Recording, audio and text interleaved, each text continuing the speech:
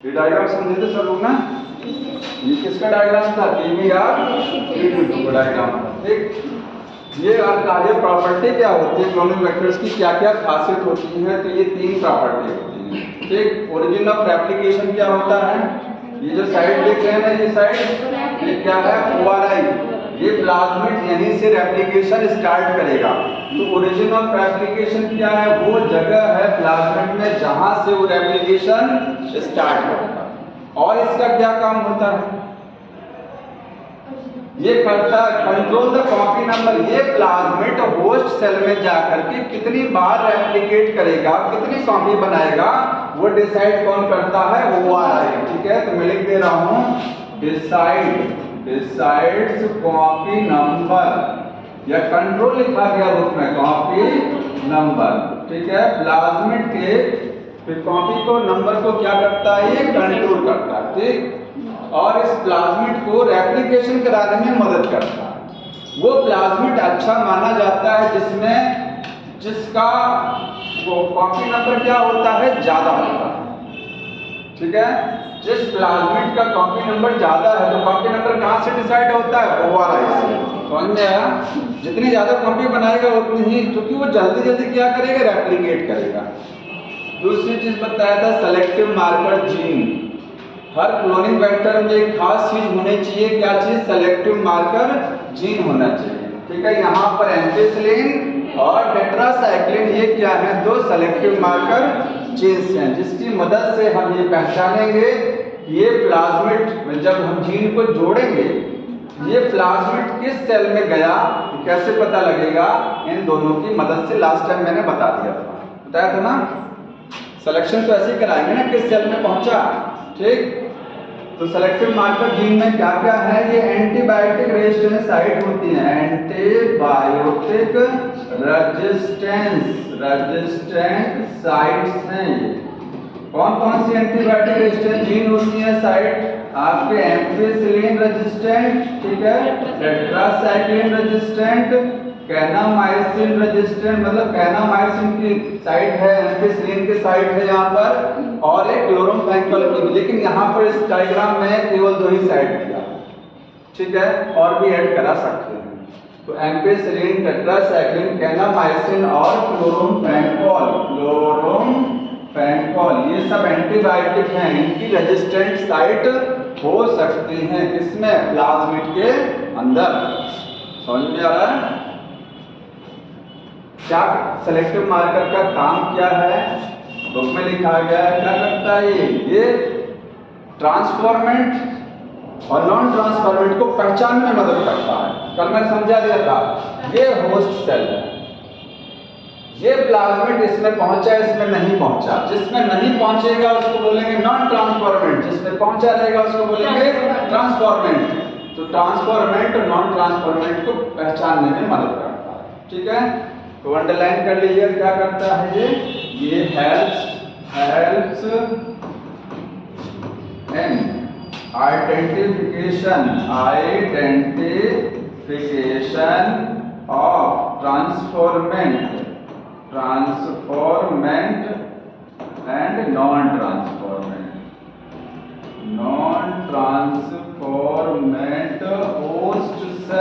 Host cells को पहचानने में मदद करता है। समझ में आ रहा है? ठीक है,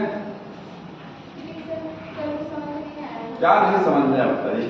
लास्ट वाला कभी-कभी टेट्रासाइक्लिन में एम्पिसिलिन फिर से समझा देंगे, फिर से समझा देते हैं। इसी टॉपिक को देखिए, आगे बढ़ जा रहे हैं। यहाँ पे देखिए, आपके पास ये एलियन डीएनए है, आपके पास ये प्लाज्मिड है, कौन सा? PBR322। ठीक, यहाँ पर एम्पिसिलिन रेजिस्टेंट साइट है और यहाँ पर क्या है? टेट्रासाइक्लिन रेजिस्टेंट साइट है। यही है ना? एम्पिसिलिन के अंदर दो एंजाइम का साइट है। दो एंजाइम से आप इसको कट कर सकते हैं। एम्पिसिलिन में दो एंजाइम का साइट है। किसका है? PST1 और PBU फर्स्ट। इसमें दो एंजाइम का साइट है, BAMH1 और SEL1। समझ में आ रहा है? अब जब इसको एलियन डीएनए को यहाँ जोड़ते हैं, कहाँ जोड़ेंगे? जहां पर रिस्ट्रिक्शन एंजाइम का साइट होगा वहीं ये जुड़ेगा, और कहीं नहीं जुड़ेगा। जहां से ये कटेगा वहीं ये जुड़ेगा भी। तो आप चाहे जिस एंजाइम से काट लीजिए। अब आप कहेंगे हम तो इको आर्गन से इसको काटेंगे, इको आर्गन का भी तो साइड है इसमें, तो कोई मतलब नहीं है आपको काटने का। क्यों? क्योंकि सिलेक्शन नहीं करा पाएंगे, आप पहचान नहीं पाएंगे किसमें गया। आप उस एंजाइम से काटिए जिस एंजाइम का साइट मार्कर जीन के अंदर है। तो इसमें 4 एंजाइम का साइट है, 2 इधर, उसी से काटेंगे आप। काटने को कट जाएगा, जुड़ भी जाएगा, लेकिन सिलेक्शन नहीं करा पाएंगे आप। तो सिलेक्शन कराने के लिए उस एंजाइम से काटना पड़ेगा जिसका साइट सेलेक्टिव मार्कर जीन के अंदर है। यहाँ 2 साइड बुक में आपको समझाया रहता हूँ, ठीक। तो जब यहाँ पर हम मान लीजिए हमने किससे काटा, EST1 से काट करके इसको यहाँ जोड़ दिया ये लाया करके, ये डीएनए क्या बन गया, रिकॉम्बिनेंट डीएनए बन गया। अब इसको आपको भेजना है होस्ट सेल में। आपके पास कई होस्ट सेल हैं, 3 तरीके की पॉसिबिलिटी बनती हैं, 3 पॉसिबिलिटी। एक पॉसिबिलिटी तो ये है, देखिए कुछ ऐसा भी हो सकता है कि प्लाज्मिड में ये जुड़ा ही ना हो, ऐसा भी तो पॉसिबिलिटी है कि ये एलियन डीएनए हमारा जुड़ा ही नहीं है, कट तो गया लेकिन जुड़ नहीं पाया किसी वजह से, या जुड़ा ही नहीं है। या ऐसा भी हो सकता है कि प्लाज्मिड ही ना कटा हो, ऐसा भी तो हो सकता है, ठीक। तो 3 पॉसिबिलिटी है। पहली पॉसिबिलिटी ऐसी है कि जिसमें कोई भी, ना तो ये वाला प्लाज्मिड जिसको हमने रिकॉम्बिनेंट बनाया, इसको हमने ये प्लाज्मिड नॉर्मल है, याद रखिए नॉर्मल है, इसमें जुड़ा बड़ा नहीं है। तो पहली पॉसिबिलिटी ये है कि इसमें कोई भी प्लाज्मिड नहीं पहुंचा। बैक्टीरिया का अपना डीएनए है, ये बैक्टीरिया की 3 सेल अपना डीएनए है, इसमें ना तो ये वाला प्लाज्मिड पहुंचा जुड़ा वाला, ना तो बिना जुड़ा वाला, कोई पहुंचा ही नहीं है, कोई नहीं पहुंचा, ठीक। ये नॉन ट्रांसफॉर्मेंट होस्ट सेल है। ये नॉन ट्रांसफॉर्मेंट का मतलब इसमें ट्रांसफॉर्मेशन नहीं हुआ है। ट्रांसफॉर्मेशन क्या होता है? नहीं, डीएनए का किसी सेल में ट्रांसफर होना, वही ट्रांसफॉर्मेशन है। ये डीएनए है ना, आखिर ये सेल में जा रहा नहीं जा रहा बैक्टीरिया में, ट्रांसफॉर्मेशन है। तो इसमें नहीं हुआ ट्रांसफॉर्मेशन, कैसे पता लगाएंगे आप? कैसे पता लगाएंगे कि इसमें पहुंचा कि नहीं पहुंचा? देखिए एक पॉसिबिलिटी है कि इसमें कोई भी डीएनए नहीं पहुंचा, ना तो ये ना ये। दूसरी पॉसिबिलिटी है इसमें हमारा ये वाला डीएनए पहुंचा है जिसको हमने जोड़ा था, और तीसरी पॉसिबिलिटी है हमारा ये वाला प्लाज्मिड जिसमें हम डीएनए को नहीं जोड़ पाए थे, एक साधारण प्लाज्मिड पहुंचा। कैसे हमको सेलेक्ट किसको करना है? इसको सेलेक्ट करना है। कैसे पहचानेंगे किसमें गया? तो आपके पास 2 एंटीबायोटिक है, इसमें 2 एंटीबायोटिक का साइट लगा है आपके पास। आप सीधे काम करेंगे, एम्पिसिलिन एंटीबायोटिक ले लेंगे और टेट्रासाइक्लिन ले लेंगे, और जहां पर ये बैक्टीरिया पड़े हुए हैं वहीं पर एम्पिसिलिन टेट्रासाइक्लिन मिलाएंगे। तो जब आप दोनों एंटीबायोटिक को एक साथ मिलाएंगे, एक साथ एम्पिसिलिन भी मिलाया, टेट्रासाइक्लिन, ये वाली सेल मर जाएंगे। तो जो सेल मर गया तो पता लग जाएगा आपको कि उसमें कोई भी पहुंचा ही नहीं था प्लाज्मिड। क्यों? क्योंकि इस वाले प्लाज्मिड में भी रेजिस्टेंस पावर लगी हुई है, इस वाले प्लाज्मिड में भी तो रेजिस्टेंस पावर है कि नहीं है? है ना? है। तो जिस प्लाज्मिड में, जिस सेल में ये दोनों प्लाज्मिड जाएंगे उसमें एंटीबायोटिक रेजिस्टेंस क्षमता बनी रहेगी।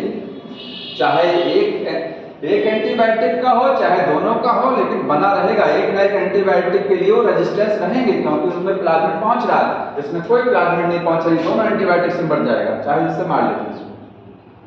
बैक्टीरिया मर जाता है ना एंटीबायोटिक से, कोई रेजिस्टेंस क्षमता नहीं है, इसको तो खत्म कहानी, ये तो किनारे हो गया। ये नॉन ट्रांसफॉर्मेंट पहचानने के लिए आप एंटीबायोटिक मिलाएंगे, किल हो जाएगा तुरंत, दोनों से किल हो जाएगा, ठीक। अब हमारे पास ये 2 सेल हैं, ये ट्रांसफॉर्मेंट होस्ट सेल है, इनमें ट्रांसफॉर्मेशन हो गया। अब देखिए जिस सेल में ये पहुंचेगा, इस सेल को बोलेंगे रिकॉम्बिनेंट ट्रांसफॉर्मेंट। ट्रांसफॉर्मेशन इसमें भी हो रहा है, इसमें रिकॉम्बिनेंट डीएनए जा रहा है, इसमें नॉन रिकॉम्बिनेंट डीएनए मतलब साधारण प्लाज्मिड जा रहा है। तो ये रिकॉम्बिनेंट ट्रांसफॉर्मेंट हो गया, ये नॉन रिकॉम्बिनेंट ट्रांसफॉर्मेंट। ट्रांसफॉर्मेशन तो इसमें भी तो हो रहा है, समझ में आ रहा है ना? ये रिकॉम्बिनेंट वाला, ये नॉन रिकॉम्बिनेंट, ट्रांसफॉर्मेशन दोनों में है, इनको पहचानना है हमको। अब देखिए ये सोचिए जहां पहुंचा, इसको पता लगाने का तरीका क्या है? हमने जीन को कहां जोड़ा था? एम्पिसिलिन में ले जाकर के जोड़ा था ना, एम्पिसिलिन जहां पर एंटीबायोटिक वहीं पर जीन को जोड़ा था, टेट्रासाइक्लिन हमने छुआ नहीं था, उसको नहीं टच किया था। तो बताइए, हम एक चीज बताए थे आपको कि अगर प्लाज्मिड को जहां से काटते हैं आप, वो जगह सुस्त हो जाती है, वो जगह इनएक्टिव हो जाती है। अब चूंकि यहाँ से आपने प्लाज्मिड काटा, यहीं पर डीएनए को जोड़ रहे हैं, कट करके जोड़ रहे हैं, ये वाली साइड क्या हो जाएगी, काम नहीं करेगी, मतलब एम्पिसिलिन वाली रेजिस्टेंस पावर खत्म हो जाएगी, जिसमें ये वाला प्लाज्मिड पहुंचेगा, वो एम्पिसिलिन के लिए रेजिस्टेंस नहीं रहेगा। कैसे पहचानेंगे, आप तुरंत एम्पिसिलिन मिलाएंगे, मर जाएगा, और टेट्रासाइक्लिन मिलाएंगे तो ये बचा रहेगा, क्योंकि टेट्रासाइक्लिन तो काम कर रही है लेकिन एम्पिसिलिन काम नहीं कर रही, तो एम्पिसिलिन से फिर मर जाएंगे। ये वाले दोनों से मर गए थे, इनको तो किनारे कर दिया, ये वाले टेट्रासाइक्लिन से बचे रहेंगे, लेकिन एम्पिसिलिन मिलाने पर इनकी रेजिस्टेंस क्षमता खत्म है, अब एम्पिसिलिन तुरंत ये मर जाएंगे। समझ में आया, ये रेजिस्टेंस पावर नहीं है इनके अंदर। और देखिए इनको कैसे पहचानेंगे, ये किसी से नहीं मरेंगे, चाहे एम्पिसिलिन मिला लो चाहे टेट्रासाइक्लिन, क्योंकि साधारण प्लाज्मिड पहुंच रहा है, उसमें दोनों एम्पिसिलिन भी काम कर रहा है, टेट्रासाइक्लिन भी काम कर रहा है, कोई कटावटा नहीं है, दोनों काम कर रही है साइट, तो दोनों का रेजिस्टेंस है इसमें। आप एम्पिसिलिन मिलाएंगे कुछ नहीं फर्क पड़ेगा, टेट्रासाइक्लिन कोई फर्क नहीं। तीन के समझ में आया। नॉन ट्रांसफॉर्मेंट में दोनों एंटीबायोटिक से बैक्टीरिया मर जाएगा, ट्रांसफॉर्मेंट में दो कैटेगरी, ये और ये। तो यदि नॉन रिकॉम्बिनेंट ट्रांसफॉर्मेंट है, उसमें एंटीबायोटिक से कोई फर्क नहीं पड़ेगा, लेकिन रिकॉम्बिनेंट वाले में फर्क पड़ेगा। किससे फर्क पड़ेगा, आपके ऊपर है। अगर आपने एम्पिसिलिन में जोड़ा तो एम्पिसिलिन से ये मरेगा, अगर आपने टेट्रासाइक्लिन में जोड़ा तो फिर टेट्रासाइक्लिन काम नहीं करेगा, तो टेट्रासाइक्लिन से ये मर जाएगा, बाकी से दूसरे से बचा रहेगा। और ये ऐसा तो होता नहीं कि हम दो जगह जोड़ेंगे, ऐसा तो होगा नहीं कि एम्पिसिलिन में भी डीएनए को जोड़ रहे हैं और टेट्रासाइक्लिन में भी जोड़ रहे हैं, एक ही जगह से जोड़ा जाता है। अच्छा सर, बताइए। ये मर जाता तो उसके बाद प्रोसेस आगे कैसे बढ़ाते हैं, फिर टेस्ट करते हैं? अरे ये तो प्लेटिंग टेक्निक है, वो मर जाएगा तो कहाँ से लेके आएंगे, इसीलिए उसकी वो रेप्लिका कल नहीं आएगी ना तुम, इसलिए लेके आया करिए। हम मास्टर प्लेट हमारे पास ये है, इसमें सोचिए ये बैक्टीरिया 3 जगह है, ये मर गया, इसमें हम कुछ नहीं करते हैं, इसकी 2 कॉपी रेडी करते हैं, 2 मास्टर, इस मास्टर प्लेट से 2 रेप्लिका रेडी करते हैं। रेप्लिका एक्सपेरिमेंट इन पर कर रहे हैं, एक में टेट्रासाइक्लिन से करेंगे, एक में एम्पिसिलिन से करवाएंगे, और फिर देखेंगे कि अगर ये बैक्टीरिया यहाँ मरा तो इसका मतलब ये जगह इसमें यहीं थी, इसी को उठाना है फिर से, ठीक है, इसी को सेलेक्ट कराना है। तो मैंने कल बता दिया,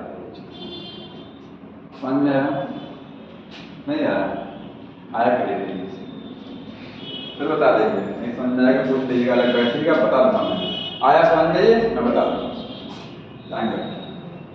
ठीक। अब उसमें सबसे बड़ा नुकसान देखिए, एंटीबायोटिक से सेलेक्ट कराने का नुकसान ये है, अंडरलाइन कर लीजिएगा, बुक में लिखा है कि हमको एक साथ में 2 काम करना पड़ेगा, ये कि हमको एक मास्टर प्लेट के साथ में 2 अलग अलग प्लेट बनानी पड़ेगी, साइमल्टेनियसली 2 अलग अलग प्लेट बनानी पड़ेगी न्यूट्रिएंट मीडियम की, इसकी सबसे बड़ी कमी है। डायरेक्ट नहीं कर सकते कि आपके पास एक जगह बैक्टीरिया, उसमें एंटीबायोटिक मिलाया, उसमें पता लग गया कौन मरा कौन बचा, नहीं, आपको 2 अलग अलग प्लेट साइमल्टेनियसली बनानी पड़ेगी। सबसे बड़ा नुकसान ये, अंडरलाइन कर लीजिए, कहीं लिखा, अगले पेज पर जाइए, अगले पेज पर है, ऊपर की लाइन हमने पढ़ लीजिए, ठीक है। इसका ड्रॉबैक सेकंड पैराग्राफ में है, आप देखिए, इस उससे भी अच्छा तरीका, आपको कोई समस्या नहीं, डायरेक्ट सिलेक्शन कराइए। डायरेक्ट सिलेक्शन का तरीका क्या है, direct method of selection, host cell किस होस्ट सेल में पहुंचा उसका डायरेक्ट तरीका है बीटा गैल्जीन से, किससे है, by beta gal gene method, beta gal gene method से। अब ये क्या है, देखिए, एक प्लाज्मिड होता है, एक बैक्टीरिया है, एक प्लाज्मिड है PUC18। अगर कहें कि ये भी देखिए, बीटा गैल्जीन आपको किस प्लाज्मिड में देखने को मिलेगी, बायोटेक्नोलॉजी में हम एक प्लाज्मिड को यूज करते हैं उसका नाम है PUC18 प्लाज्मिड, ठीक है। तो ये बीटा गैल्जीन कहाँ मिलेगी? इन PUC18 या फिर 19, PUC19 भी वाला भी होता है, ये प्लाज्मिड है, इसके अंदर आपको ये जीन मिल जाएगी। तो हम पिछले वाले में क्या यूज कर रहे थे? PBr322 प्लाज्मिड यूज कर रहे थे। इस वाले में हम प्लाज्मिड कौन सा यूज करेंगे? PUC18 वाला प्लाज्मिड यूज करेंगे। तो हमारे पास देखिए PUC18 वाला प्लाज्मिड आ गया। इसमें भी कहीं ना कहीं ORI एक साइट होगी, ORI तो साइट होगी प्लाज्मिड में। अब सेलेक्टिव मार्कर के लिए इसमें क्या होगा? बीटा गैल्जीन लगी होगी, ये है बीटा गैल्जीन। ये सेलेक्टिव मार्कर, यहाँ एंटीबायोटिक रेजिस्टेंस साइट नहीं है इसमें। हम क्या यूज कर रहे हैं इसमें? बीटा गैल्जीन, ये जीन है, यही सिलेक्शन कराएगी। इसी को बोलते हैं लेग-जेड जीन, लेग-जेड जीन है इसका दूसरा नाम, ठीक। PUC18 प्लाज्मिड में मिलती है लेग-जेड जीन, इससे सिलेक्शन करा लेंगे। समझ में आ रहा है? ये डायरेक्ट तरीका आप कैसे कराते हैं देखिए।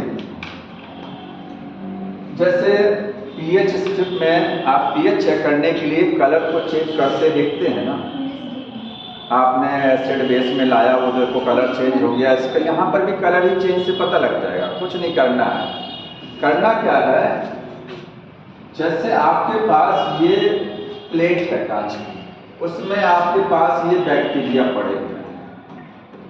सोचिए कि इस वाले बैक्टीरिया में रिकॉम्बिनेंट DNA पहुंचा है, इस वाले में, इस वाले में और इस वाले में। कैसे पता लगेगा दो में पहुंचा है? इसके लिए आप करेंगे क्या? एक चीज करना पड़ेगा कि आप जो बायोटेक्नोलॉजी में जो आप प्लाज्मिड यूज करेंगे वो आपको ये वाला यूज करना पड़ेगा। जीन ट्रांसफर के लिए हमको कौन सा प्लाज्मिड लेना पड़ेगा? ये वाला, वो नहीं लेंगे हम, PBR वाला, एंटीबायोटिक वाला। तो हमको ये प्लाज्मिड लेना पड़ेगा, ठीक। काम वही करेंगे। इसमें कहीं, इसमें भी रिस्ट्रिक्शन एंजाइम का साइट होगा ना कोई एंजाइम का साइट होगा, काटेंगे, जोड़ेंगे, यहाँ पर जोड़ दिया, ठीक। लेकिन जोड़ेंगे यहाँ नहीं, इसमें भी बीटा गैल के अंदर ही जोड़ते हैं, याद रखिएगा। कहाँ जोड़ते हैं? बीटा गैल के अंदर ही, क्योंकि जैसे एंटीबायोटिक रेजिस्टेंस जीन के अंदर 2 रिस्ट्रिक्शन एंजाइम का साइट था, ऐसे इसमें भी बीटा गैल के अंदर कोई रिस्ट्रिक्शन एंजाइम का साइट होगा। मतलब ये प्लाज्मिड कहाँ से कटेगा? ये प्लाज्मिड यहाँ से काटना पड़ेगा। जो सेलेक्टिव मार्कर जीन होती है ना, उसी में वहीं से काटना भी पड़ता है प्लाज्मिड को, चीज जान लीजिए। इधर उधर से नहीं काट पाएंगे आप, यहीं काट के यहीं जोड़ना पड़ेगा आपको। ये सेलेक्टिव मार्कर जीन यहाँ बीटा गैल्जीन है अपनी, ठीक है, इस वाले प्लाज्मिड में जहाँ काट करके यहीं जोड़ना पड़ेगा। और हमको पता है कि जहाँ से प्लाज्मिड को काटते हैं वो साइड काम नहीं करती है। इसका मतलब अगर हम प्लाज्मिड में यहाँ DNA को जोड़ रहे हैं तो ये बीटा गैल्जीन अब काम नहीं करेगी, इनएक्टिव हो जाएगी, बस हमारा काम बन जाएगा। कैसे बनेगा देखिए। नॉर्मल कंडीशन में क्या होता है, एक एक्स गैल एक सबस्ट्रेट है, एक्स गैल एक क्रोमोजेनिक सबस्ट्रेट है, क्रोमोजेनिक सबस्ट्रेट। जैसे फिर से समझिए, अगर मान लीजिए ये प्लाज्मिड है, हमने इसमें जोड़ा नहीं है कुछ अभी तक, कोई DNA नहीं जोड़ा, तो बीटा गैल्जीन काम कर रही है ना, एक्टिव है। बीटा गैल्जीन बनाती क्या है? ये बनाती है बीटा गैलेक्टोसाइडेज एंजाइम। क्या बनाती है ये? Beta galactosidase enzyme. मॉलिक्यूलर वाले चैप्टर में दिया है, लेग-जेड, ZYE का फंक्शन। ये बीटा गैलेक्टोसाइडेज एंजाइम को बनाती है, ठीक, नॉर्मल कंडीशन में, अगर जोड़ वोड़ नहीं करते। अब ये एंजाइम क्या करता है? ये एंजाइम हम अगर इसके ऊपर, जहां ये प्लाज्मिड है, जहां ये है, ये एंजाइम बनाएगा। इस पर अगर हम एक सबस्ट्रेट मिला दें, क्रोमोजेनिक सबस्ट्रेट क्या होता है? ऐसा सबस्ट्रेट जो कलर को चेंज कर सकता है। आपने एंजाइम में पढ़ा ना, एंजाइम में पढ़ा है कि सबस्ट्रेट के ऊपर जब एंजाइम काम करता है तो प्रोडक्ट बनता है, पढ़ा ना। सबस्ट्रेट जैसे पैप्सिड एक सबस्ट्रेट एंजाइम है, वो प्रोटीन पर काम करेगा, तो प्रोटीन सबस्ट्रेट हो गया, पैप्सिड एंजाइम हो गया। क्या प्रोडक्ट बनेगा? अमीनो एसिड बनेंगे टूट करके, यही तो होता है ना। प्रोटीन टूट के क्या बनाते हैं? तो हर सबस्ट्रेट पर कोई ना कोई एंजाइम काम करता है। इस एंजाइम का भी तो कोई सबस्ट्रेट होगा। इसका सबस्ट्रेट ये है एक्स गैल। क्या है ये? एक्स गैल। लेकिन ये सबस्ट्रेट ऐसा है क्रोमोजेनिक है। क्रोमोजेनिक का मतलब जानते हैं, जो कलर को चेंज कर देगा। अगर रिएक्शन हुई तो कलर चेंज हो जाएगा। रिएक्शन होने का मतलब अगर एंजाइम ने अपना काम किया तो सबस्ट्रेट को प्रोडक्ट में बदलेगा तो रिएक्शन कंप्लीट। लेकिन जैसे रिएक्शन कंप्लीट होगी तो क्रोमोजेनिक सबस्ट्रेट क्या करते हैं, ये सबस्ट्रेट है, ये प्रोडक्ट में बदला ना। तो ये सबस्ट्रेट, कुछ सबस्ट्रेट ऐसे होते हैं जो एंजाइम की उपस्थिति में अपने कलर को क्या कर देते हैं, चेंज कर देते हैं। कब? जब वो प्रोडक्ट में बदलते हैं। समझ में आ रहा है? ऐसा सबस्ट्रेट जो प्रोडक्ट में बदलने पर अपने कलर को चेंज कर देता है उसको बोलते हैं क्रोमोजेनिक सबस्ट्रेट। ठीक, अब यहाँ पर ये एक्सियल सबस्ट्रेट है। अगर बीटा गैल्जिन काम कर रही है तो एंजाइम कौन सा बनेगा? बीटा गैलेक्टोसाइडेज एंजाइम बनेगा। और इस सबस्ट्रेट का कलर कैसा हो जाएगा? Blue colour.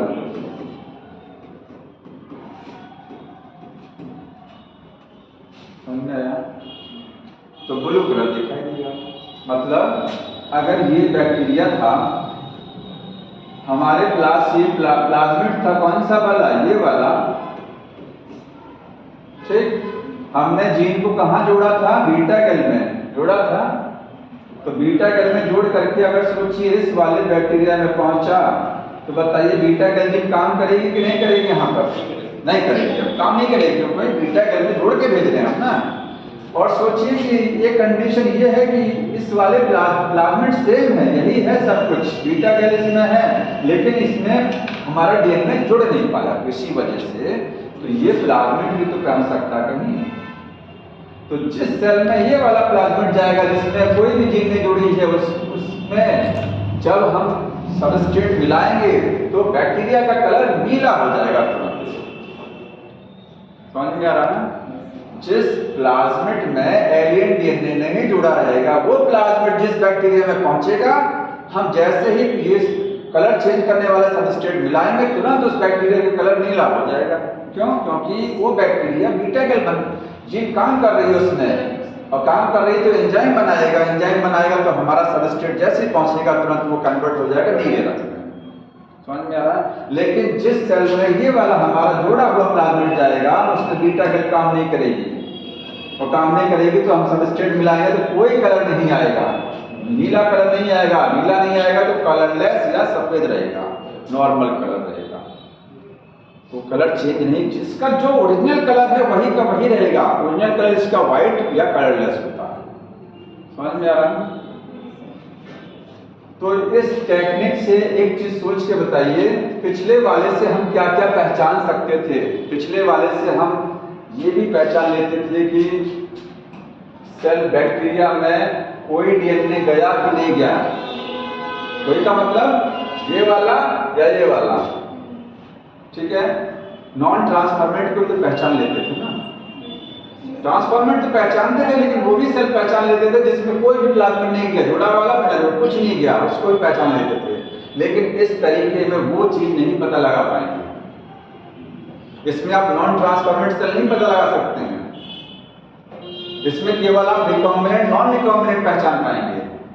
ये रिकॉम्बिनेंट है, ये नॉन रिकॉम्बिनेंट, इसमें साधारण प्लाज्मिड पहुंच रहा है, इसमें हमारा जुड़ा हुआ प्लाज्मिड पहुंच रहा है। ये रिकॉम्बिनेंट होस्ट सेल है क्योंकि इसमें रिकॉम्बिनेंट डीएनए गया और इसमें साधारण प्लाज्मिड गया, तो ये ट्रांसफॉर्मेट तो हुआ लेकिन नॉन रिकॉम्बिनेंट होस्ट सेल है ये। समझ में? लेकिन नॉन ट्रांसफॉर्मेट पहचानने का कोई तरीका नहीं है। जानते हैं क्यों? जैसे नॉन ट्रांसफॉर्मेंट में क्या, ये सेल है, इसमें दोनों में से कोई नहीं गया, कोई गया ही नहीं, तो बताइए जब कोई गया नहीं है तो कलर मिलाने पर क्या आएगा? बताइए, सोचिए। ये मान लीजिए ये वाला सबस्ट्रेट मिलाए इस बैक्टीरिया पर, तो बताइए ये नीला कलर रहेगा कि कलरलेस रहेगा, क्या रहेगा? जब इसमें कोई भी प्लाज्मिड पहुंच ही नहीं रहा है, ना कटा हुआ ना जुड़ा हुआ, कोई नहीं पहुंच रहा है, तो इसका कलर तो वही वाला रहेगा ना, यही वाला, वही कलर रहना चाहिए। ठीक, कौन सा वाला रहना चाहिए? ये वाला, ठीक है। इसीलिए सुनिए ध्यान से, ब्लू नहीं रहेगा। ब्लू तो तब रहेगा जब ये काम कर रहा है, जब ये काम कर रहा है तो ब्लू कलर रहेगा, जिसमें नॉन रिकॉम्बिनेंट वाला है, जिसमें ये साधारण प्लाज्मिड गया है, लेकिन जिसमें हमारा जोड़ा हुआ प्लाज्मिड पहुंचेगा वहां पर जीन काम नहीं करेगी, व्हाइट कलर आएगा। सपोज पॉसिबिलिटी यही, लेकिन बुक ने इसलिए लिखा है, इसमें लिखा है नॉन रिकॉम्बिनेंट और रिकॉम्बिनेंट पहचान सकते हैं केवल, ये नहीं पहचान पाएंगे, दोनों तो सेम आ रहा ना, ये भी वही वो भी वही आ रहा है। उस वाले में लिखा था ट्रांसफॉर्मेंट नॉन ट्रांसफॉर्मेंट को पहचानते हैं, इसमें रिकॉम्बिनेंट नॉन रिकॉम्बिनेंट लिख दिया उसमें, देखिए पढ़िएगा तो समझ में आया। ये बीटा गैल्जीन तरीके, इसमें डायरेक्ट कोई कंफ्यूजन नहीं है ना।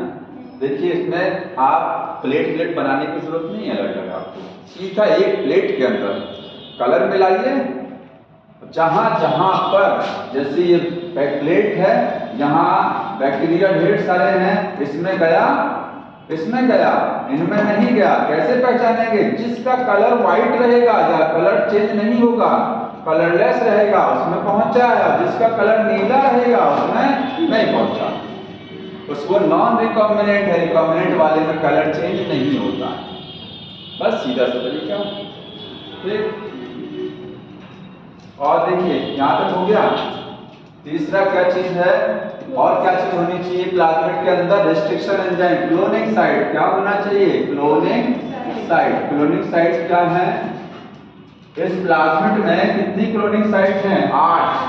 8 का मतलब 2 यहाँ, 1 इधर, 3 ऊपर, 3 कितनी है? 3 2 5 और कहाँ गए? 6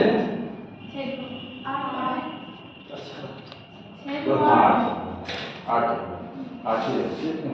3 2 5 7 8 हो गया ना बुक में, लेकिन बुक में जब आप पढ़ेंगे, ये देखिए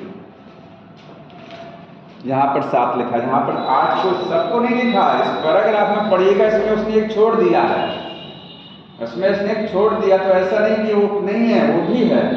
उसने 7 लिखा है, काउंटिंग करके 7 नहीं लिखा, उसने नाम लिख दिए सब के, तो छूट गया उसमें।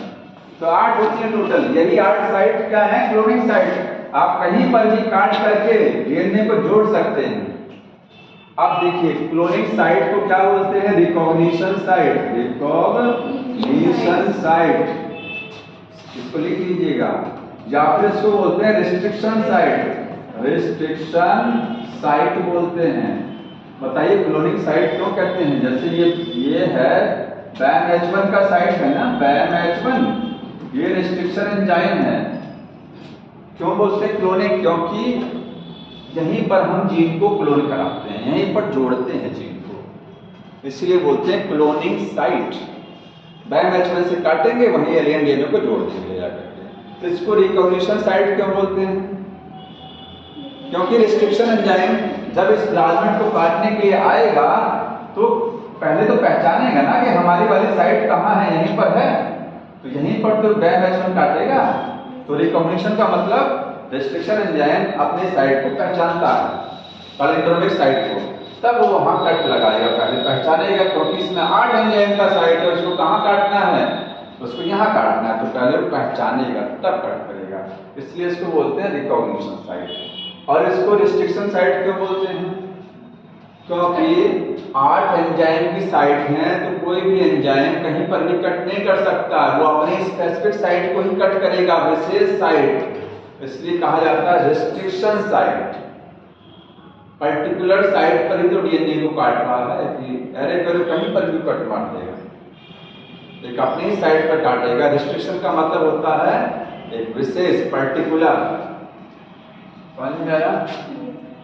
अब इसमें एक पॉइंट नोट कर लीजिएगा, एक अच्छे क्लोनिंग वेक्टर की खासियत ये होनी चाहिए, उसमें कई एंजाइम का साइट होना चाहिए, ठीक है?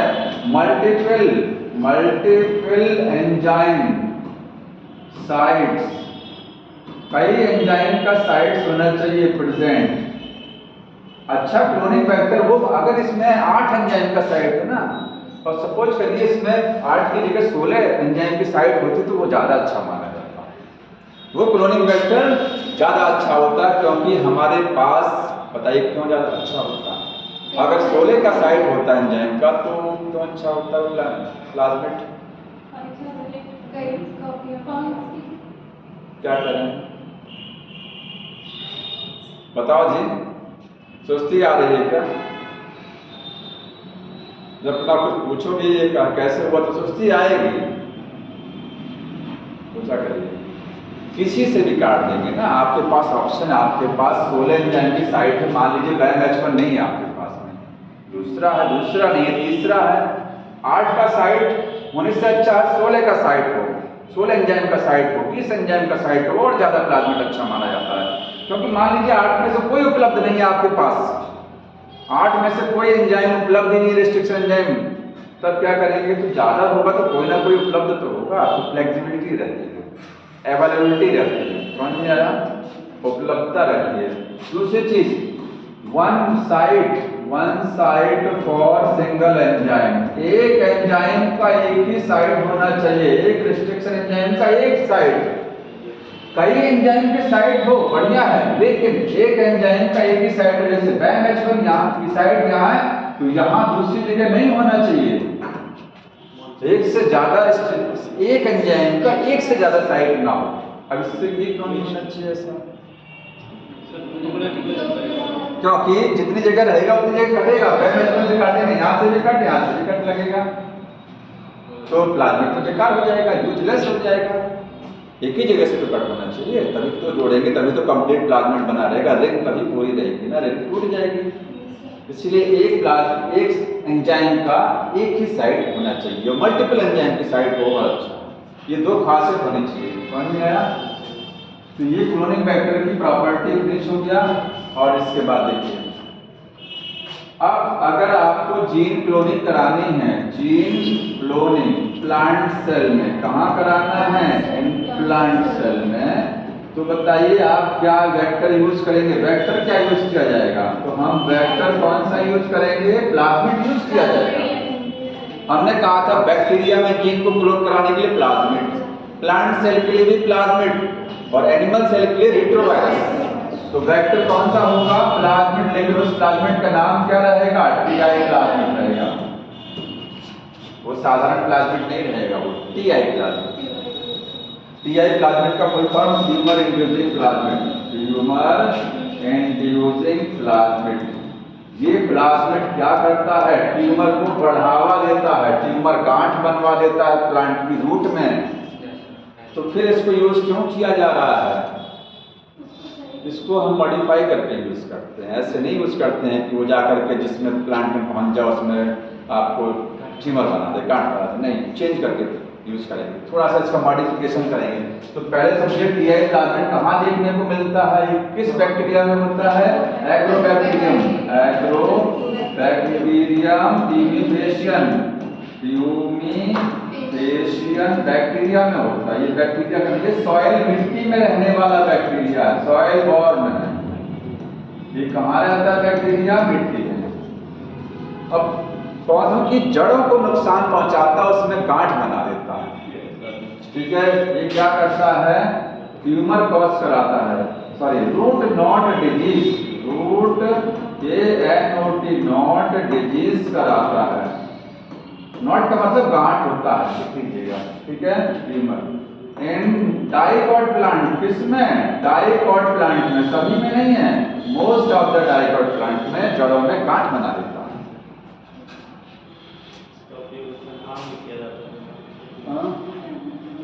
तो जानते हैं ये गांठ बनाएगा तो इसको कुछ मिलेगा, फायदा मिलेगा कि नहीं मिलेगा? इसको फायदा मिलता है, ऐसे नहीं जाता है कि प्लांट को ये बर्बाद कर दे रहा है, इसको फायदा मिलता है। ये जिस जड़ में, रूट में जाकर के नोड बनाता है, ट्यूमर बनाता है, उसके बदले इसको भी कुछ मिलता है, ठीक है। जिस प्लांट की रूट में ये नोड बना देगा, गांठ बना देगा, उस प्लांट की उस सेल में नाइट्रोजन और कुछ अदर ऑर्गेनिक कंपाउंड बनने लग जाते हैं, उनको ये यूज करता है, इसको खाता पीता है, मौज करता है, उसको न्यूट्रिएंट लेता है उससे। जिस रूट की सेल में इसने गांठ बनाया, उस रूट की सेल से न्यूट्रिएंट मिलने लग जाता है इसको, ये फायदा लेता है। अब देखिए इधर देखिए, तो इसके इस प्लाज्मिड को ऐसे यूज नहीं करेंगे, ऐसे यूज करेंगे तो जिस प्लांट में जाएगा वहां फिर गांठ बना देगा, तो इसको हम क्या करते हैं? चेंज कर देते हैं। तो TI प्लाज्मिड को हम लोग क्या कर देते हैं? डिसऑर्डर जब यूज करेंगे तो कैसे यूज करेंगे? बाय मॉडिफिकेशन, इसको चेंज करके यूज किया जाएगा, इसको थोड़ा सा बदलाव करेंगे और बदलाव को बोलते हैं डिसआर्म्ड। इसको क्या बना लेंगे? डिसआर्म्ड प्लाज्मिड बना लेंगे। डिसआर्म्ड का मतलब क्या होता है? निहत्था होता है, इसके आर्म हाथ काट दिए जाएंगे, इसको निहत्था बना देंगे। ठीक, ये जाकर के ट्यूमर नहीं कॉज करा पाएगा, बस हमारा काम करेगा, जीन को ये कहीं ले जाएगा, किसी प्लांट सेल में वेक्टर का काम करेगा, लेकिन ट्यूमर नहीं करा पाएगा। इसको हमने डिसआर्म कर दिया। तो कैसे डिसआर्म करते हैं? अच्छा एक चीज और बताइए, एक चीज और समझिए, ये बैक्टीरिया एग्रोबैक्टीरियम बैक्टीरिया है, इसके अंदर एक प्लाज्मिड है, उसको क्या बोले? TI plasmid. टीआई प्लाज्मिड के अंदर एक पार्ट होता है, ऐसे हम डायग्राम बना दे रहा हूं। अगर ये टीआई प्लाज्मिड है, ठीक, तो इसमें इतना पार्ट जो आप देख रहे हैं ना, इतना पार्ट, इसको बोलते हैं टीडीएनए। क्या बोलते हैं इसको? टीडीएनए। एक्चुअली में बीमारी, ट्यूमर, यही इतना हिस्सा कॉज कराता है, इसी से डिजीज होती है, बाकी से नहीं होती है। तो हमको चेंजिंग इसी में करना पड़ेगा ना, लेकिन इसको पूरा हटाते हैं कि इसको थोड़ा सा हटाते हैं? टीडीएनए को पूरा हटाएंगे कि इसमें पूरा नहीं हटाते? टीडीएनए को पूरा हटाते नहीं। ध्यान रखिएगा, टीडीएनए के अंदर ट्यूमर इंड्यूसिंग जीन है, इसके अंदर क्या है? इसके अंदर ट्यूमर को बनाने वाली जीन है, सेगमेंट है पूरा, तो इसको पूरे को नहीं हटाएंगे। इसमें से टीडीएनए में से क्या करेंगे? ट्यूमर इंड्यूसिंग जीन को क्या करेंगे? रिमूव कर देंगे यहाँ से। इस टीडीएनए से ट्यूमर इंड्यूसिंग जीन को हटा देंगे, पूरा नहीं हटाते। तो ये क्या हो जाएगा? अब ये सही हो जाएगा। ठीक, अब हमारे वैक्टर के तौर पर ये काम करेगा। बस इसमें इतना हो गया। दूसरा क्या है? एनिमल सेल में अगर आपको जीन को भेजना है, देखिए इसको, एनिमल सेल में अगर आप जैसे किसी जानवर में किसी जीन को भेजना है तो रेट्रोवायरस यूज करेंगे। तो लिखेंगे for animal cell, for animal cell के लिए रेट्रोवायरस यूज किया जाता है। रेट्रोवायरस यूज करें। रेट्रोवायरस में आरएनए होगा कि डीएनए होगा बताइए? ये आरएनए वायरस है, आरएनए जीनोम। ठीक, इस रेट्रोवायरस के डीएनए आरएनए को निकालते हैं, उससे डीएनए बनवाएंगे और उसमें से रेट्रोवायरस करता क्या है एक्चुअली में? ये कैंसर कराता है, ये कैंसर कॉजिंग है, ये कैंसरस है, मतलब ये जहां जाएगा जिस एनिमल को उसमें कैंसर करा देगा। तो इसमें से कैंसर वाली जीन को हटा देंगे। ठीक है, इसको भी क्या करेंगे? इसको भी डिसआर्म्ड करेंगे। डिसआर्म्ड करेंगे। कैसे करेंगे डिसआर्म्ड? बाय रिमूव कर देंगे, रिमूविंग कैंसरस जीन। हम कैंसरस जीन को यहां से हटा देंगे। बस हो गया, सही समझ में आया? अब ये यूज कर सकते हैं इसको।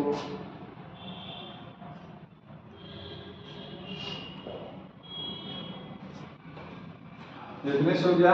अब किसी भी होस्ट सेल में जीन को कैसे भेजा जाता है वो समझ लीजिए, अगला टॉपिक। ठीक है, देखते देखते नहीं हो, देख लीजिए, फिर कहोगे कि समझ में नहीं आया।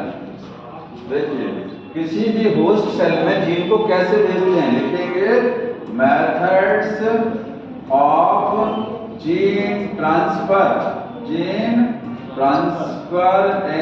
Host cell. ये जैसे हमने रिकॉम्बिनेंट डीएनए बनाया ना, अब रिकॉम्बिनेंट डीएनए को किसी सेल में कैसे भेजा जाएगा? अपने आप जाएगा कि हमको भेजना पड़ेगा? कैसे जाएगा? यहाँ जीन का मतलब रिकॉम्बिनेंट डीएनए से है। क्या है? Recombinant DNA.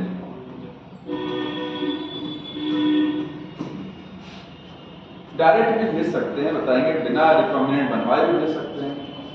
एक चीज देखिए, कोई भी सेल, बैक्टीरिया की कोई भी सेल है, कोई प्लांट सेल है, कोई एनिमल सेल है, आपके पास प्लाज्मिड हो गया रेडी, जीन को जोड़ करके प्लाज्मिड आपने रेडी कर लिया, आप भेजना चाहते हैं, अपने आप नहीं जाएगा ये, इसको उस लायक बनाना पड़ेगा इस होस्ट सेल को कि ताकि ये इसको ले सके। समझ में आया? अपने आप नहीं ले पाएगा। अपने आप क्यों? अगर आपको भूख नहीं लगी तो खाना नहीं खाएंगे, तो ये अपने आप इसको नहीं लेगा, इसको हमको उस लायक बनाना पड़ेगा। तो हम इसको उस लायक बनाएंगे ताकि इस डीएनए को ले सके। तो इसको बोलते हैं, इस सेल को बोलेंगे कॉम्पैक्टेबल होस्ट सेल। जैसे सभी बच्चों को पढ़ाया जाता है तो सबके दिमाग में तो घुसता नहीं है ना, तो वही चीज है, जितनी सारी होस्ट सेल हैं सबको सब में ये सब में तो पहली बार जाएगा ही नहीं, कुछ में पहुंचेगा। तो जिस और उसमें तो कोई भी सेल ऐसी नहीं है जो इसको ले सके अपने आप डायरेक्ट। तो हम क्या करेंगे, उस सेल को उस लायक बनाएंगे। कैसे बनाएंगे बता रहे हैं। जो उस लायक हो जाएगी कि जिसको ले सके अपने अंदर, वो हो जाएगी कॉम्पैक्टेबल, और जो नहीं ले पाएंगे वो हो जाएंगे नॉन कॉम्पैक्टेबल। समझ में आया? अब बताते हैं कैसे बनाया जाएगा। पहले आप इतना लिख लीजिए, क्या कह रहे हैं बताइए। सेल दैट लिख लीजिएगा, हैव एबिलिटी, जिस होस्ट सेल के अंदर वो क्षमता होगी, ability to take up recombinant DNA, recombinant DNA को टेकअप कर सके, called compatible host cell, compatible host cell. उसको क्या बोलेंगे, कॉम्पैक्टेबल होस्ट सेल बोला जाएगा। वो उस लायक बन गई। ठीक, कैसे बनाया जाता है वो देखिए। सेल मेड कॉम्पैक्टेबल, कॉम्पैक्टेबल कैसे बनाएंगे, बाय कैसे बनाएंगे। पहला चीज कैल्शियम आयन का ट्रीटमेंट दे दीजिए। जहां पर सेल्स पड़ी हुई हैं होस्ट सेल, उसमें कैल्शियम मिला दीजिए। तो पहला क्या है, कैल्शियम ट्रीटमेंट। कैल्शियम से क्या फायदा होगा, कोई भी डाइवेलेंट कैटायन, हाँ कोई भी डाइवेलेंट कैटायन ले सकते हैं, कैल्शियम डाइवेलेंट कैटायन है। तो इसका फायदा क्या है, जब कैल्शियम मिलाएंगे मीडियम में, वहां जो होस्ट सेल रहेंगी उनके डीएनए को लेने की क्षमता बढ़ जाएगी। वो डीएनए कैल्शियम मिलाने से वो डीएनए ले नहीं पाएगा, डीएनए को टेकअप करने की एबिलिटी बढ़ेगी, ले नहीं पाएगा। लेने के लिए तो उसको हीट और शॉक कोल्ड का ट्रीटमेंट देना पड़ेगा। तो कैल्शियम मिलाने से क्या होता है, डीएनए ट्रांसफर, डीएनए का मतलब रिकॉम्बिनेंट वाले की बात कर रहे हैं, recombinant, recombinant DNA transfer ability, increases, मतलब डीएनए ट्रांसफर की एबिलिटी सेल में क्या हो जाती है, बढ़ जाती है बस। दूसरा तरीका देखिए, heat cold treatment, cold treatment. अगला तरीका है आप गर्म और ठंडा का ट्रीटमेंट दे दीजिए उनको, सेल को।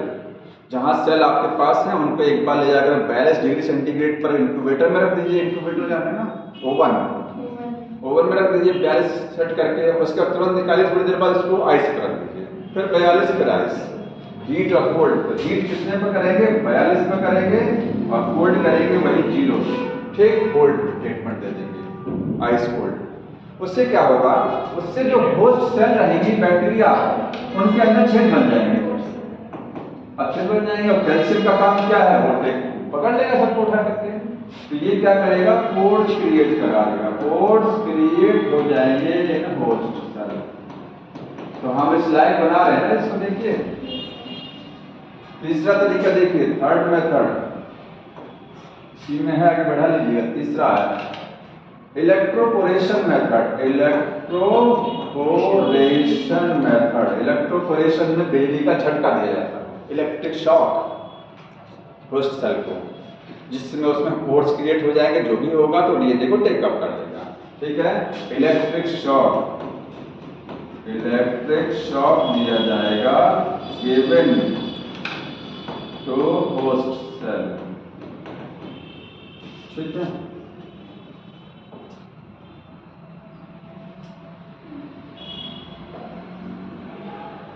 सेल मेम्ब्रेन की वजह से आसानी से नहीं होगा भाई। प्लांट सेल में सेल वॉल भी होती है, सेल मेम्ब्रेन तो सब में है, एनिमल में केवल सेल मेम्ब्रेन होती है। यहाँ तक हो गया। चौथा तरीका देखिए, चौथा है फोर्थ मेथड, इसी में चल रहा है PEG, पॉलीइथीलीन ग्लाइकॉल। ये क्या है? पॉलीइथीलीन ग्लाइकॉल। इसका ट्रीटमेंट दे देंगे, इसका ट्रीटमेंट देंगे, PEG treatment to host cell में जहां जहां है वहां पर पॉलीइथीलीन ग्लाइकॉल मिला देंगे, जिसकी वजह से वो आसानी से उसको टेक अप कर देगा। प्रोटोप्लास्ट फ्यूजन के लिए ही केमिकल यूज किया जाता है, पता है? नहीं, याद कर लीजिए। प्रोटोप्लास्ट जानते हैं क्या होता है? बताइए। अगर किसी भी वो सेल जिसमें सेल वॉल होती है, सेल वॉल बैक्टीरिया में होती है, फंगस में होती है, प्लांट सेल में, तो अगर किसी भी सेल में जिसमें सेल वॉल है, खासकर प्लांट सेल की बात होती है, उसमें से सेल वॉल को आप हटा दीजिए तो बचा क्या? Cell membrane. तो सेल वॉल जब हट जाएगी तो बचेगा खाली यही इतना हिस्सा और अंदर का मटेरियल, इसी को बोलते हैं प्रोटोप्लास्ट। दो सेल का प्रोटोप्लास्ट आपस में फ्यूज कराने के लिए PEG यूज किया जाता है। ये यूज किया जाता है प्लांट ब्रीडिंग में, प्लांट ब्रीडिंग में। आगे वाला जो इसके चैप्टर हट गया ना, चैप्टर हट गया है किताब में, strategies in the enhancement of food production, उसमें दिया हुआ है इसका। ठीक, चार हो गया।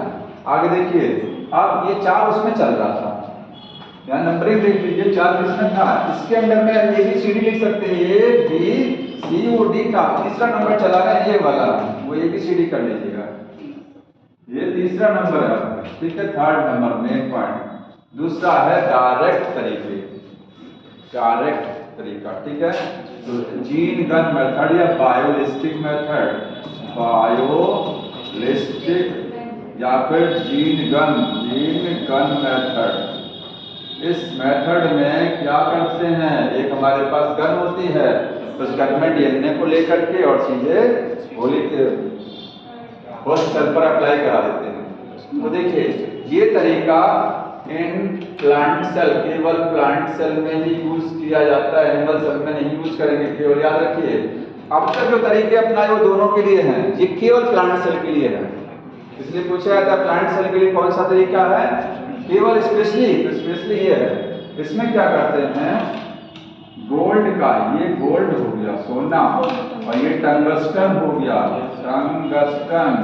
गोल्ड या टंगस्टन के जो पार्टिकल है, छोटे छोटे पार्टिकल है ना, ये इनके ऊपर क्या करते हैं, DNA को कोट करा लेते हैं। ये हमारा DNA है, ये देखो, ये DNA हमने इसके ऊपर कोट करा लिया, रिकॉम्बिनेंट DNA। रिकॉम्बिनेंट DNA को किसके ऊपर कवर करा लेते हैं, गोल्ड या टंगस्टन के। जैसे बिजली के तार के ऊपर प्लास्टिक चढ़ी होती है, ठीक, तो गोल्ड टंगस्टन के ऊपर हम रिकॉम्बिनेंट DNA को कवर करा लेते हैं, और फिर ये बन गया बुलेट, और इस बुलेट को जीन गन में भरेंगे और होस्ट सेल के ऊपर मार देंगे, अटैक कर देंगे। तो ये बुलेट जाएगी जीन गन की मदद से, जीन गन की मदद से कहाँ जाएगा, होस्ट सेल पर जाएगा, और होस्ट सेल में ये डायरेक्ट पहुंच जाएगा, ये लेकर के। समझ में आया?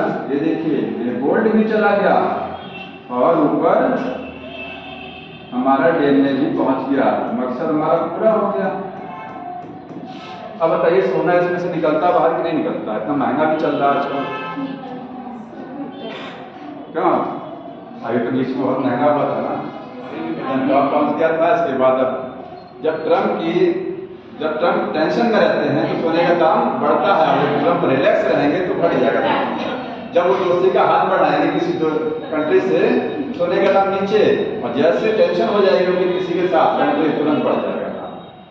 अभी देखिए धीरे धीरे फिर घटा है, ठीक।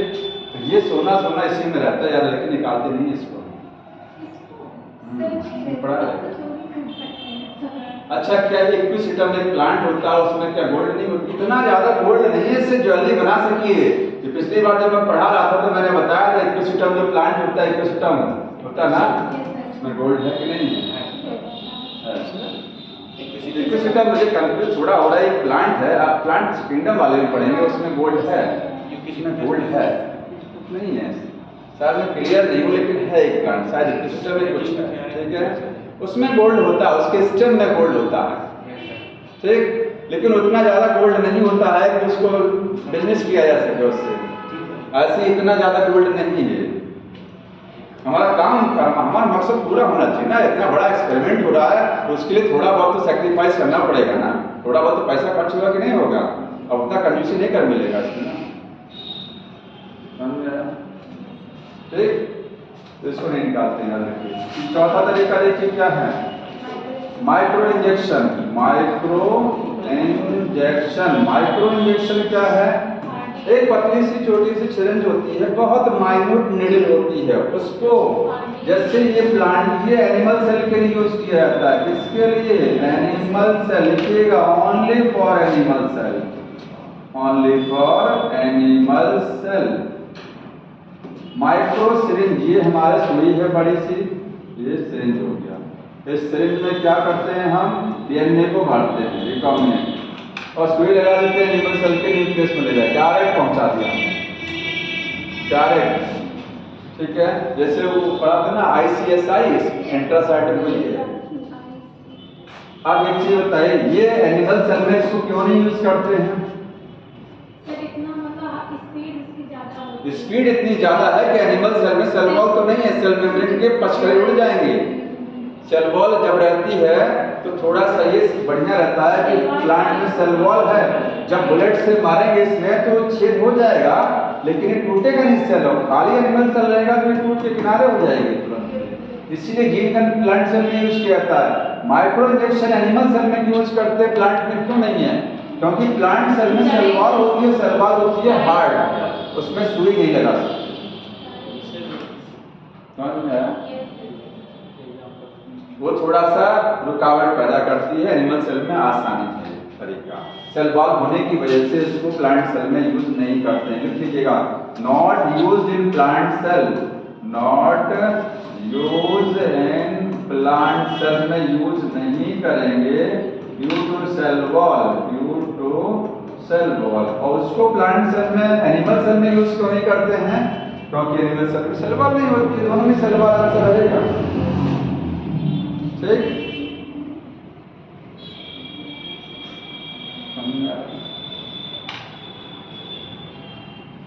तो ये और कोई तरीका नहीं है, इतने हो गए ना, इतने बुक में दिए गए हैं। इसके बाद कौन सा टॉपिक है? हाँ, वो पढ़ लीजिए।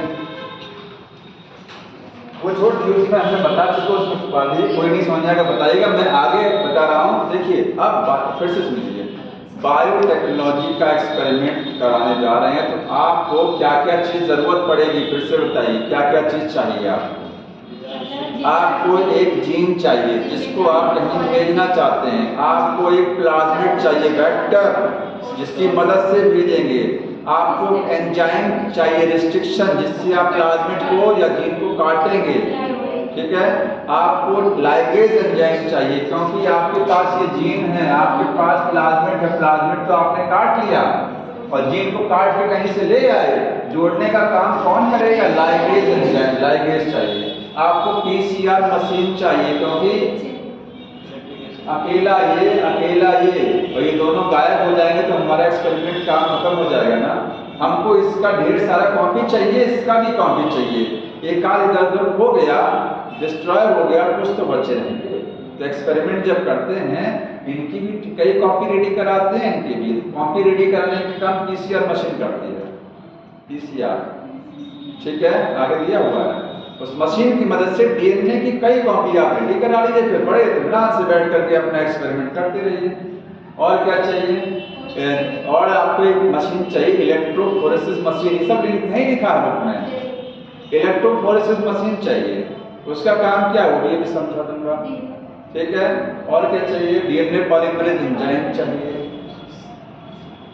ठीक, अब सबसे पहले आप क्या करेंगे? आप साइंटिस्ट हैं, आप किसी प्लांट में, किसी बैक्टीरिया में जीन को भेजना चाहते हैं, अपनी मनपसंद जीन को। ठीक है, जैसे ह्यूमन की इंसुलिन वाली जीन को आप चाहते हैं, ह्यूमन जो इंसुलिन बनाता है मनुष्य, वो इंसुलिन आप बैक्टीरिया में बनाना चाहते हैं और उसको मार्केट में सप्लाई करना चाहते हैं। तो क्या करेंगे? पहले हम जीन को आइसोलेट करेंगे। तो पहला स्टेप क्या होता है? Isolation, isolation of desired gene, desired gene. पहले हम जीन को खोज के लेके आएंगे। तो क्या करेंगे, हमारे सेल निकालेंगे उस प्लांट से या उस एनिमल से। भाई हमारे पैनक्रियास से क्या होगा, सेल निकाली जाएगी, सेल को तोड़ा जाएगा, सेल से डीएनए निकाला जाएगा, डीएनए को तोड़ करके वो जीन निकालेंगे जो हमको चाहिए, जो इंसुलिन बनाती है, और फिर वही काम चालू कर देंगे जो मैंने बताया। तो सेल से कैसे डिजायर्ड जीन को निकालते हैं, डीएनए को कैसे आइसोलेट करते हैं सेल से, वो जानिए। ठीक है, तो isolation of the DNA, DNA कैसे आइसोलेट किया जाता है, पहला स्टेप यही है। आपके पास ये सेल है, इस सेल में डीएनए पड़ा हुआ है, ये सेल किसकी हो सकती है, ये प्लांट की भी सेल हो सकती है, एनिमल की भी हो सकती है, ह्यूमन की भी सेल हो सकती है, बैक्टीरिया की, बैक्टीरिया की जीन को कहीं और भेज सकते हैं। इसका ये डीएनए है।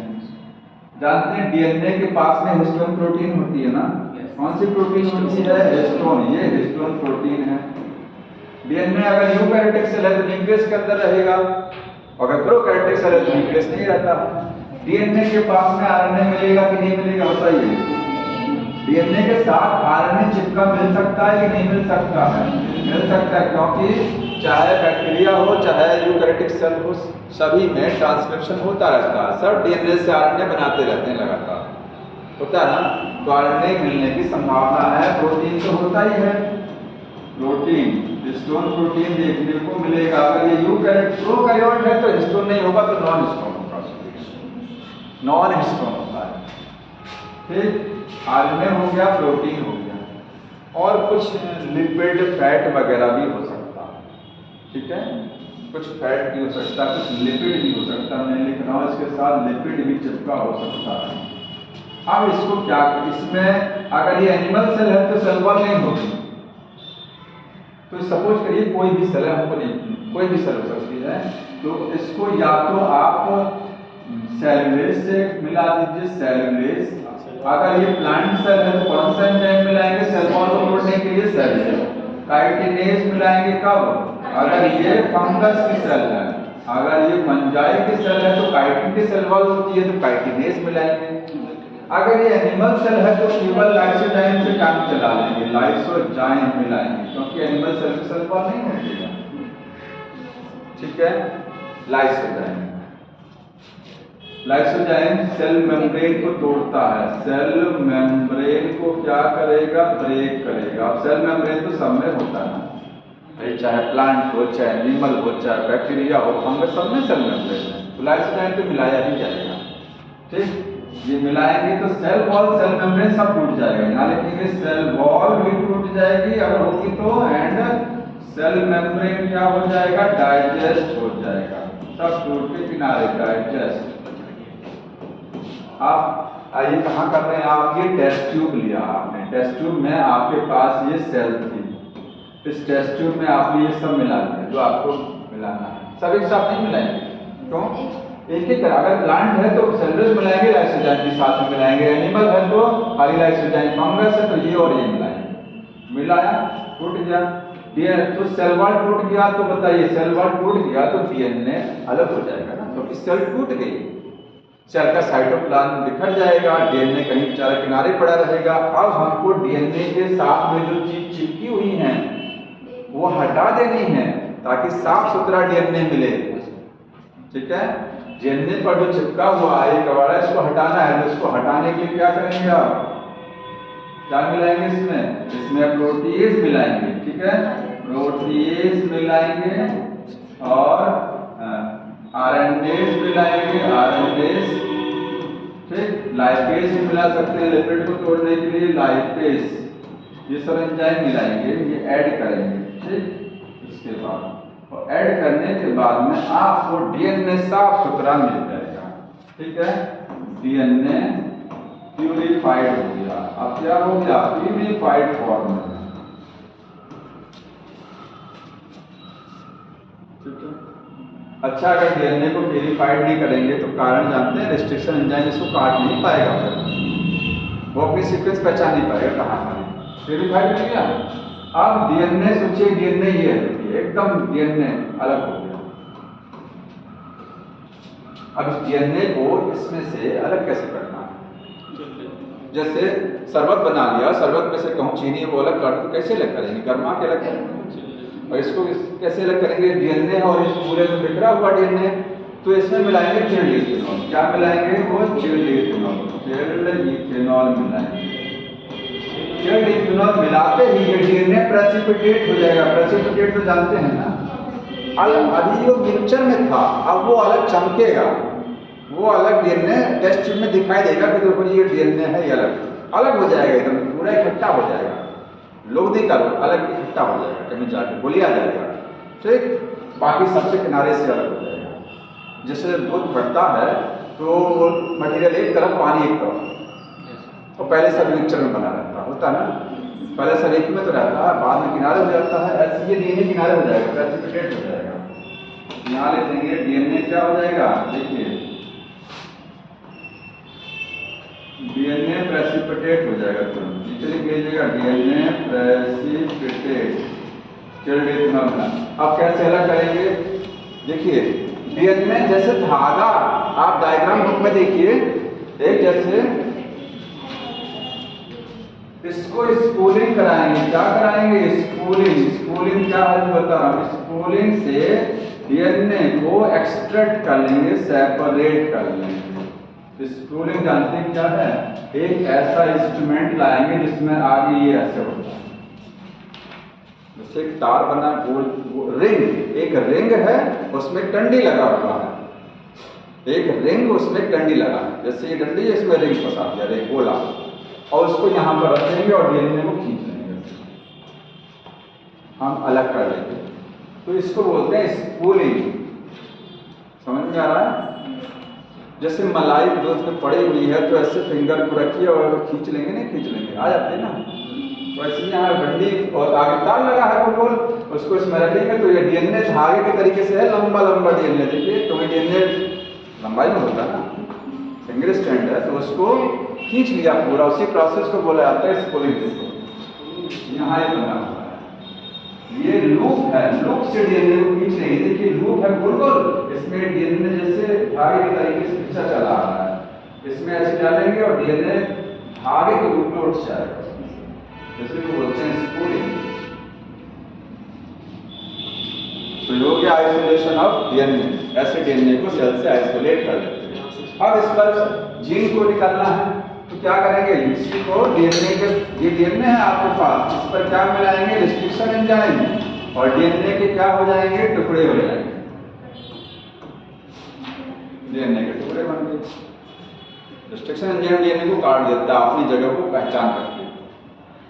अब रिस्ट्रिक्शन एंजाइम ने डीएनए को काटा या नहीं काटा, ये कैसे पता लगेगा, आपने तो मिला के टेस्ट ट्यूब में आपने डीएनए लिया, इस डीएनए को क्या करेंगे, टेस्ट ट्यूब में लेंगे, इस डीएनए को क्या करेंगे, हम टेस्ट ट्यूब में लेंगे डीएनए को, ये डीएनए है, इसमें एंजाइम मिलाएंगे रिस्ट्रिक्शन, वो डीएनए को काटेगा, कैसे पता लगेगा डीएनए कटा है कि नहीं कटा है,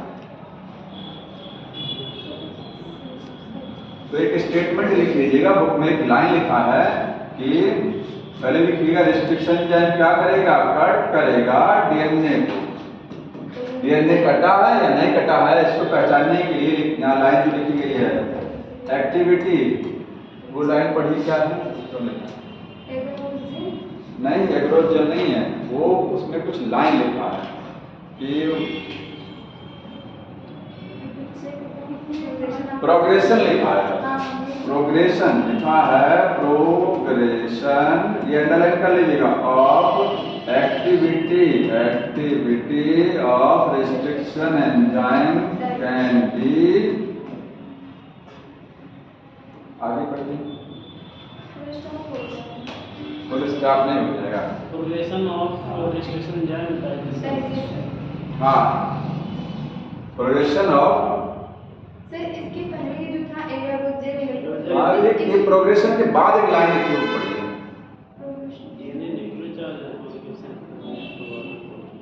अरे मैं लिख दे रहा हूँ, कैन बी आइडेंटिफाइड, मैं अपनी लैंग्वेज लिख रहा हूँ, identified by agarose gel, agarose gel, समझ लीजिए ऐसे कुछ लिखा हुआ है। ये रिस्ट्रिक्शन एंजाइम ने अपना काम ये किया कि नहीं किया, कुछ प्रोग्रेस किया कि ऐसे ही पड़ा हुआ है, प्रोग्रेस का मतलब समझते हैं कि हमने टेस्ट ट्यूब में डीएनए लिया, उसमें रिस्ट्रिक्शन एंजाइम मिलाया, इसकी कुछ प्रोग्रेस हुई कि ऐसे ही पड़ा हुआ, कटा कि नहीं कटा। ये पता लगाने के लिए, प्रोग्रेशन पता लगाने के लिए इसका रिस्ट्रिक्शन एंजाइम का कैसे पता लगाएंगे, एग्रोज जेल इलेक्ट्रोफोरेसिस एक टेक्निक होती है, उसी टेक्निक से आप पता लगा लेंगे डीएनए कटा कि नहीं कटा। समझ में आया? अब वो टेक्निक आगे देखिए,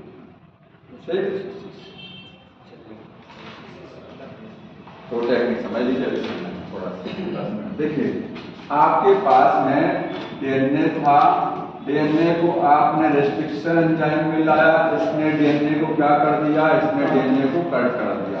जब डीएनए कटता है तो अलग अलग लंबाई का डीएनए कटेगा, याद रखिए,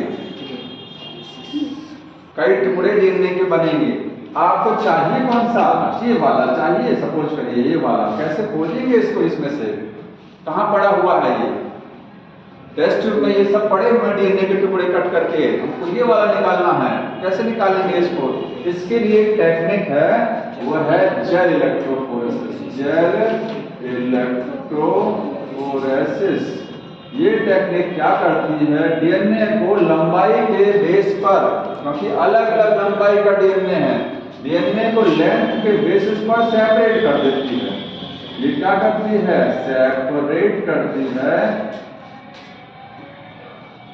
डीएनए फ्रैगमेंट को, डीएनए के जो टुकड़े हैं उनको अलग अलग कर देगी। किस आधार पर, लंबाई के आधार पर, on the basis of length, लंबाई के आधार पर डीएनए के टुकड़े अलग अलग हो जाएंगे। ठीक है, ये करीब 1.5 लाख 2 लाख की मशीन, इतनी बड़ी मशीन होती है इलेक्ट्रोफोरेसिस मशीन।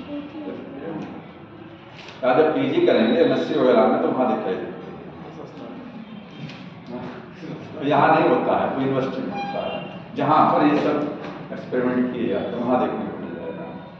ठीक, separate DNA fragment on the basis of length. इसमें क्या करते हैं इस मशीन में, ध्यान से कुछ समझ लीजिए। जैसे मशीन इतनी बड़ी है ऐसे, उसमें 2 प्लास्टिक की प्लेट लगी रहती है, प्लास्टिक की प्लेट, बहुत कुछ होता है, 2 प्लेट, उस प्लेट में हम एक जेल भरते हैं।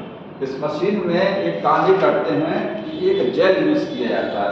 क्या यूज करते हैं, डीएनए को सेपरेट कराने के लिए कैसे सेपरेट करते हैं, by agarose gel. Agarose gel, gel समझते हैं ना, जैसे बाल में लगाने वाला जेल होता है, जेल लगा ली तो बाल वहीं के वहीं फंस जाते हैं जहां जेल लगाते हैं, मिलेंगे नहीं, तो डीएनए वहीं फंस जाएगा जेल में। ठीक, तो एग्रोज जेल कहाँ से मिलता है, एग्रोज जेल हमको रेड एल्गी से मिलता है, रेड एल्गी, जिनेडियम और ग्रेसेरिया, जिनेडियम और ग्रेसेरिया 2 रेड एल्गी जिनसे हमको एक पाउडर मिलता है। उस पाउडर को पानी में डाल करके गर्मा करके, पहले वो लिक्विड रहेगा, इसके बाद ठंडा करेंगे तो जेल का रूप ले लेगा। ठीक है, तो पहले जब गर्म करेंगे तो पानी लिक्विड फॉर्म में रहेगा, पाउडर को मिलाएंगे उसमें पानी में, हॉट कर लेंगे, इसको ठंडा करेंगे तो जेल बन जाएगा। तो एग्रोज जेल यूज करते हैं। एग्रोज जेल की खासियत ये होती है कि इसमें पोर्स होते हैं। क्या होते हैं इसमें, पोर्स, छोटे छोटे छेद होते हैं। अगर मैं जेल बनाऊं, ये जेल की शीट है, जेल का क्या है, शीट है, इसमें छोटे छोटे होल हैं, और होल आपको ये दिखाई नहीं देंगे। होल की जो है साइज अलग अलग है, पोर्स ऑफ डिफरेंट साइज है, अलग अलग साइज का क्या है, पोर। जब डीएनए को इसमें डालते हैं तो जो डीएनए छोटा है वो छोटे वाले होल में सेट हो जाता है, जो डीएनए की लंबाई बड़ी है वो बड़े वाले होल में सेट हो जाएगा, जो मीडियम का वो मीडियम वाले होल में सेट हो जाता है, रुक जाता है, पता लग जाता है हमको। तो पोर्स ऑफ डिफरेंट लेंथ होता है और डीएनए सेटल हो जाएगा, डीएनए ऑफ डिफरेंट लेंथ, जो अलग अलग लेंथ के डीएनए हैं वो क्या हो जाएंगे, वो सेटल हो जाएंगे। एंड डिफरेंट पोर्स,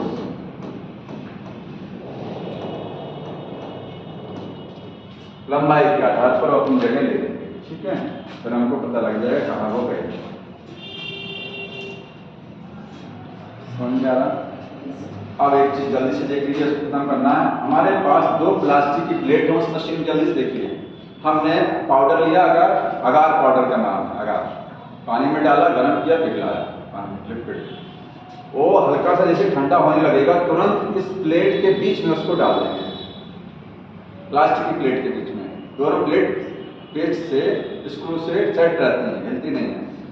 ये सामने से दिख रहा है। फिर उसके बाद उसमें जल डाल दिया। जल जब ठंडा हो जाएगा तो शीट का रूप ले लेगा ना, शीट वो एक चादर के रूप ले लेगा, शीट का फिक्स हो जाएगा उसमें। उसको किसी चीज़ से काट करके उसमें छोटा छोटा होल बना देंगे, कुआं, वेल समझते हैं। ये देखिए, ये छोटा छोटा हमने गड्ढा बना दिया उसमें, किसमें, जो हमने जल को डाला था, उस जल में हमने वो जगह रहती होती है कि काट करके उसमें हमने थोड़ा गड्ढा बना दिया। यहीं डीएनए को रखेंगे, ठीक। इसमें मशीन में इस साइड पर होता है एनोड, इस साइड पर होता है एनोड और इस साइड पर क्या होता है, कैथोड। भाई बिजली से चलाना है इसको। दो टर्मिनल है, इधर एनोड टर्मिनल, इधर कैथोड टर्मिनल, ठीक है। समझ में आ रहा है कि नहीं आ रहा? जोड़ तार से जोड़ देंगे, एनोड यहाँ, कैथोड यहाँ जोड़ा रहेगा। इसके बाद देखिए, इसमें डीएनए, ये कुआं किसलिए बनाया गया, ये डीएनए की लोड होगा, यहीं पर डीएनए को, सैंपल को लोड कराया जाएगा। तो डीएनए आपके पास है थोड़ा थोड़ा थोड़ा थोड़ा सब में, ठीक। आप मशीन को चालू कर देंगे। इस जो जल है, इसकी खासियत है, इसमें होल बना हुआ है। होल आंख से नहीं दिख रहा है, लेकिन होल का जो साइज होता है, ऊपर जो होल हैं वो छोटे होते हैं कि बड़े होते हैं? बड़े होते हैं। हाँ, बड़े होते हैं। अच्छा, सबसे छोटी लेंथ का डीएनए नीचे रुकता है कि ऊपर रुकता है? नीचे है, ठीक है। तो ऊपर पोर बड़े हैं, ऊपर पोर बड़े हैं। ये यहाँ पर ये देखिए, यहाँ ये इससे रेस करना पड़ेगा, ऐसे ही आ जाऊँ।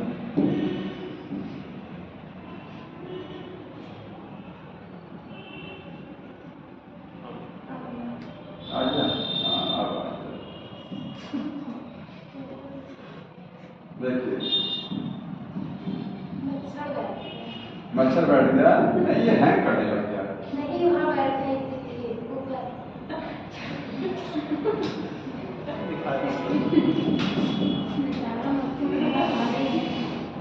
ये हैंग करके चले।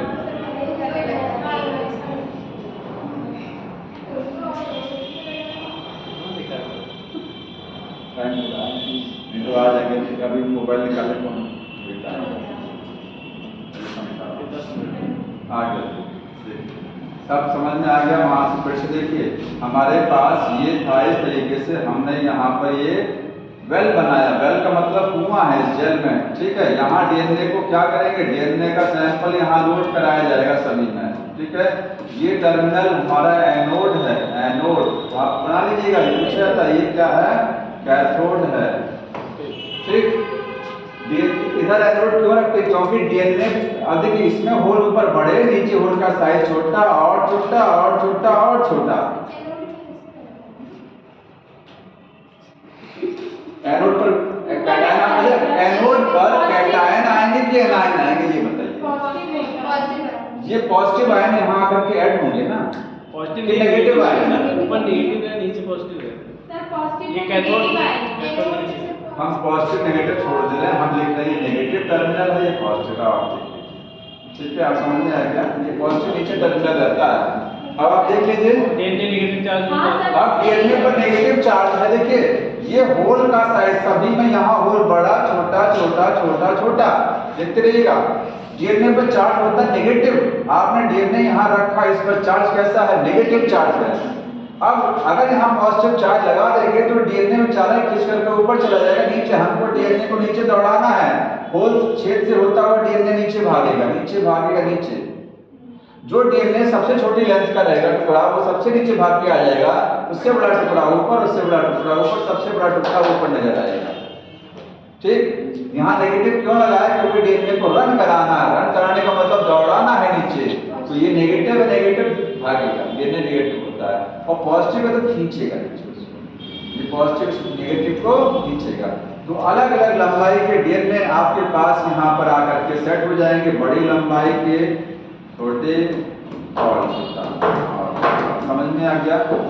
अब क्या करेंगे, सुन लीजिए, खत्म होता है। अब क्या करेंगे, मशीन खोलेंगे, जेल को निकाल करके कहीं रखेंगे इत्मीनान से।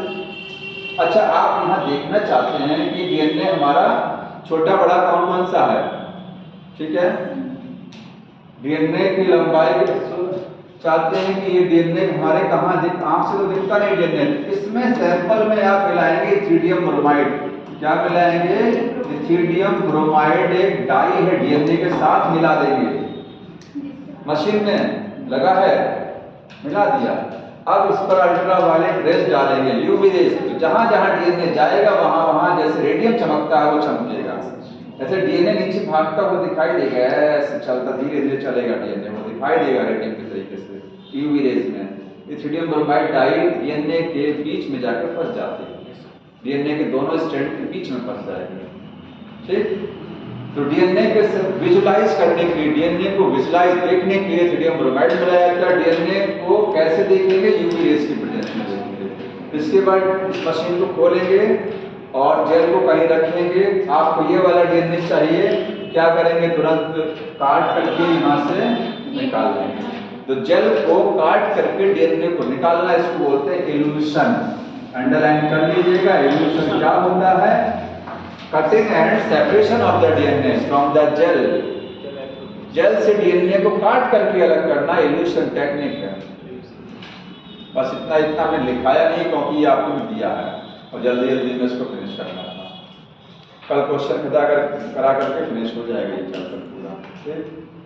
वैसे होना तो चाहिए था 3 दिन में, लेकिन देखिए 3 दिन तो पूरा हो गया, ये 1 दिन और लगेगा। लिखाना ना हो 2 ही दिन में इसमें आपको लिखना भी पड़ता, समझाना भी पड़ता ना, पढ़ के तो आते नहीं है। पढ़ लिया जाए तो ज्यादा पढ़ लिया जाएगा तो हमारा काम आसान हो जाएगा ना, आपको ज्यादा बोलना नहीं पड़ेगा, हमको बार बार वो चीज 10 बार नहीं रिपीट करनी पड़ेगी। लिखने में टाइम ज्यादा चलो पूरा नहीं, लिखवाना बहुत जरूरी है। अगर हम शॉर्ट फॉर्म में नहीं लिखाएंगे आपके पास रह क्या जाएगा, आपके पास कुछ नहीं रह जाएगा। हाँ, किसका बताइए, अक्रोज जेल डीएनए को डिफरेंट लंबाई के आधार पर उसको सेपरेट करता है, क्योंकि एग्रोज जेल में जो होल है उनका साइज अलग अलग है। अब छोटा हर डीएनए की लंबाई अलग अलग है ना, तो वो अपने अपने इसमें पोर में जाकर के सेट हो जाएगा लंबाई के आधार पर। जो छोटा डीएनए रहेगा वो भाग